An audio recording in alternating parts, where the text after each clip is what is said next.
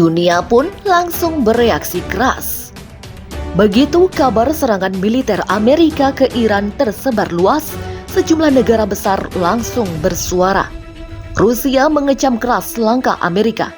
Moskow menyebut serangan ini sebagai tindakan gegabah yang bisa memicu bencana regional. Kementerian Luar Negeri Rusia memperingatkan bahwa satu langkah salah berikutnya bisa meledakkan seluruh kawasan. Своими действиями Соединенные Штаты открыли ящик Пандоры, и никто не знает, каким новым последствиям это может привести.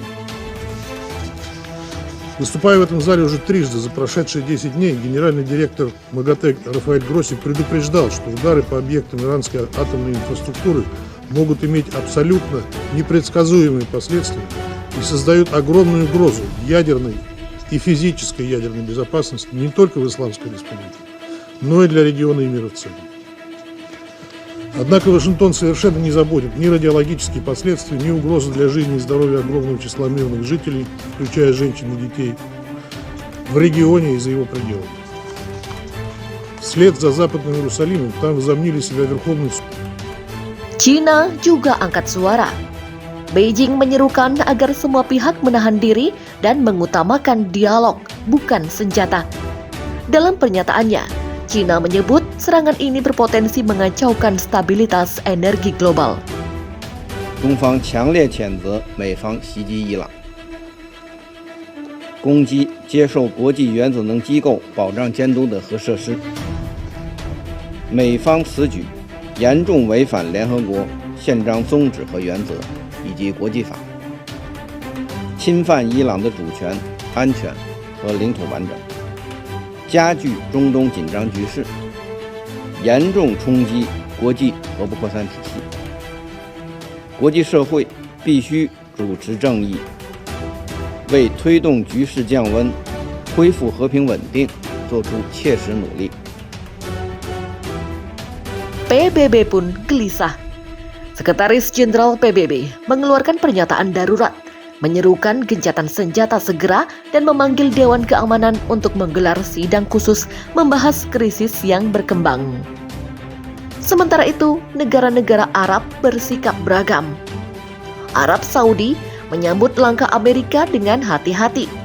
Meski tak menyatakan dukungan langsung, Riyadh menegaskan pentingnya membendung ancaman dari Iran yang selama ini mereka anggap sebagai musuh ideologis di kawasan. Uni Emirat Arab meminta semua pihak menahan diri, namun juga meningkatkan kesiagaan militer di pangkalan-pangkalan penting mereka. Qatar menyatakan keprihatinan mendalam dan menolak segala bentuk agresi militer di kawasan Teluk. Doha juga mengirimkan nota diplomatik ke Washington dan Teheran menawarkan diri sebagai penengah untuk meredakan konflik. Irak justru dalam posisi sulit. Sebagai negara yang menjadi rumah bagi banyak pangkalan militer Amerika Serikat dan juga berhubungan dengan Iran, Irak khawatir wilayahnya akan berubah menjadi medan perang baru.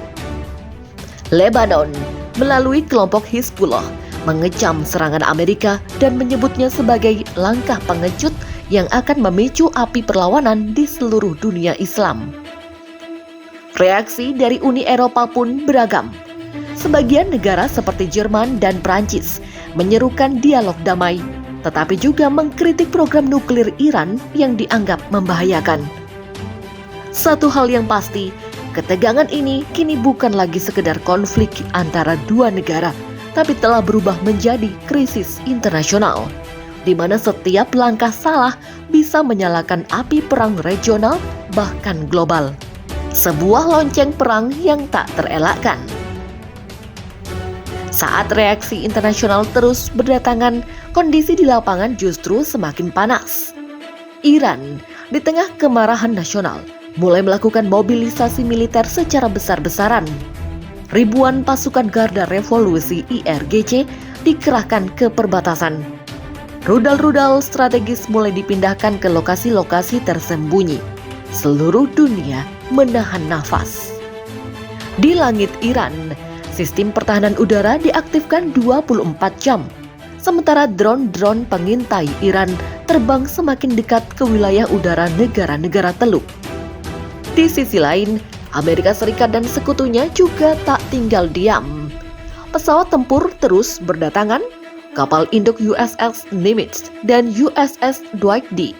Eisenhower sekarang juga siaga penuh di Teluk Persia. Setiap unit siap berperang. Israel pun tak tinggal diam. Dengan menggunakan sistem pertahanan Iron Dome dan bantuan radar Amerika Serikat, Israel terus bersiap menghadapi kemungkinan serangan besar dari Iran. Media dunia mulai menyebut situasi ini sebagai countdown menuju perang besar. Bahkan analis militer dari berbagai negara menyebut jika tidak ada gencatan segera, maka konflik ini bisa melibatkan lebih dari 10 negara dalam hitungan hari. Tapi yang paling mengkhawatirkan bukan sekedar senjata.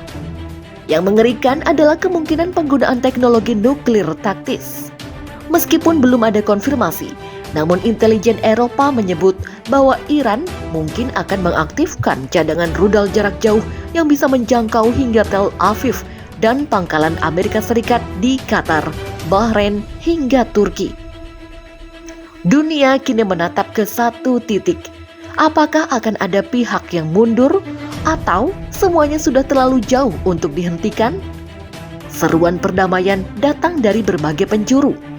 Tapi di balik meja diplomasi, deru mesin perang terus menguat.